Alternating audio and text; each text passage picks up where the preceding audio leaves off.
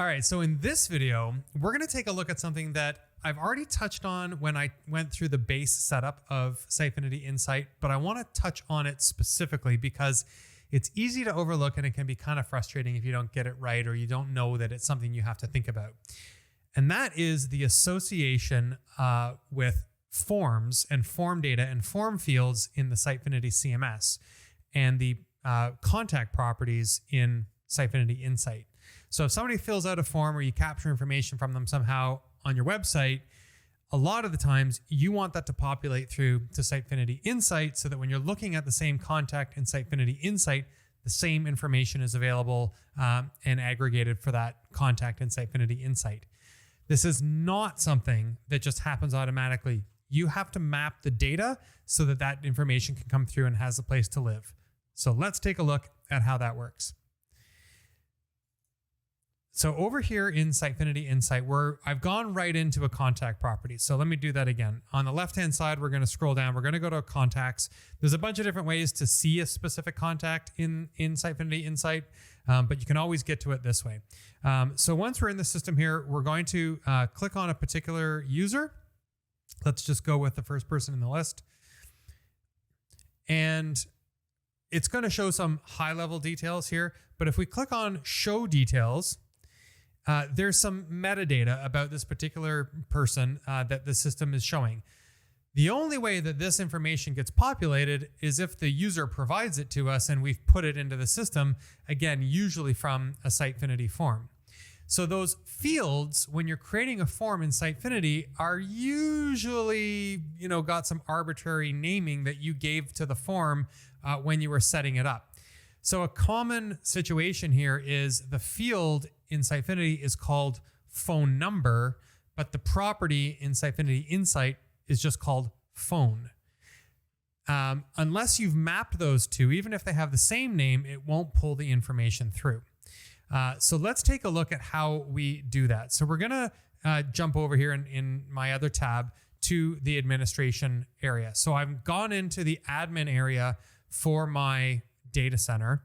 I've gone into the tab called Contact Properties, and here's where I have the list of fields that have come from another system, from our CMS in this case, and I'm setting up that mapping to the contact property in Sitefinity Insight.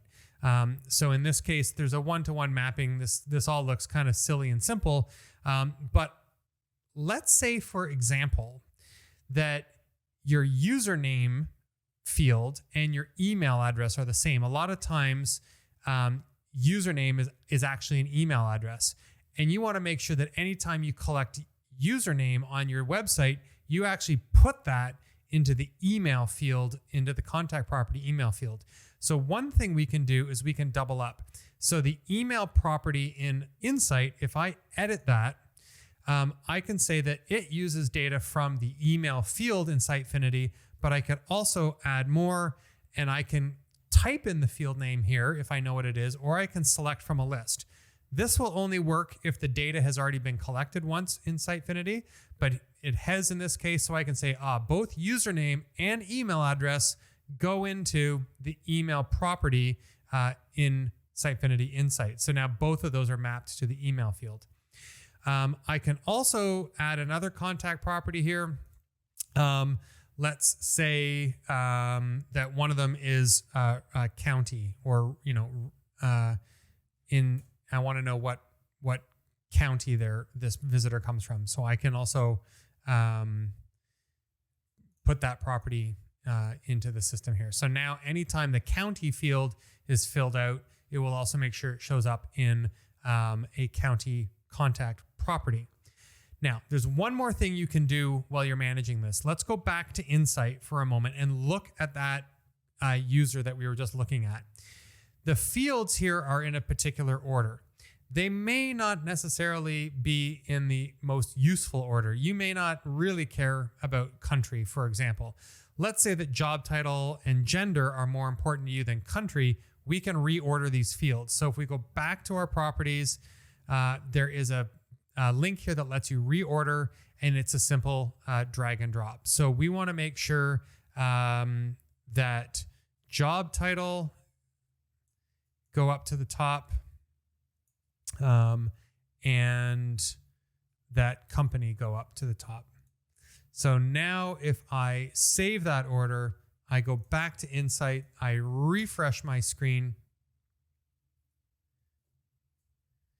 and now we'll see that we got phone, job title, and country there. So you can organize these fields the best way that you want. So we didn't make country quite as prominent in this case. So a quick example of how to reorder those fields and how to make sure that you're mapping the data that's coming through from your CMS. That'll help you get some more valuable data out of Insights. Catch you on the next video. Thanks.